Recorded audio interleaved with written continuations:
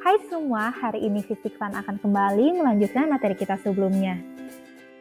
Bersama saya, Fakriani Hanif, belajar fisika menyenangkan.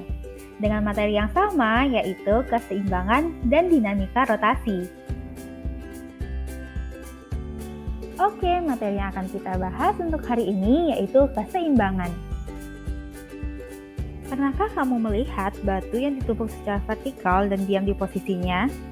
Atau yang disebut juga dengan seni batu bersusun. Hal ini disebabkan karena batu berada dalam keadaan yang seimbang. Keseimbangan itu sendiri terbagi menjadi dua, yaitu keseimbangan partikel dan keseimbangan benda tegar.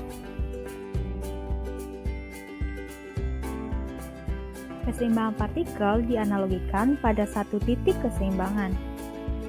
Nah, salah satu contohnya dapat kita lihat pada penggunaan alat-alat berat. Sekarang, coba kamu identifikasi di mana letak titik keseimbangan pada alat berat tersebut.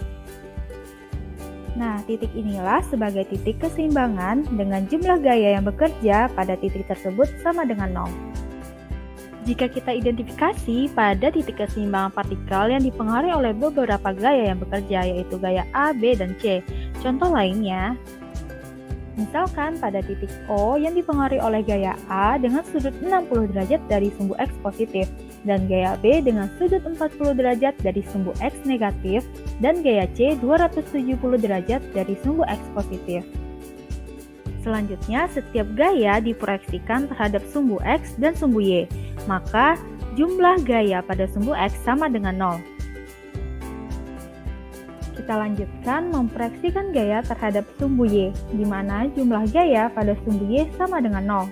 Maka gaya yang bekerja terfokus pada garis horizontal sebagai sumbu X dan garis vertikal sebagai sumbu Y.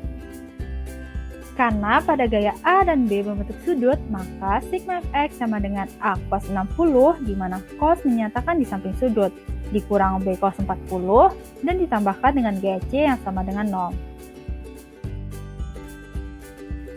Dan sigma fy sama dengan A sin 60 ditambah B sin 40, di mana sin menyatakan di depan sudut, lalu dikurangi massa kali gravitasi. Kita lanjutkan pada keseimbangan benda tegar.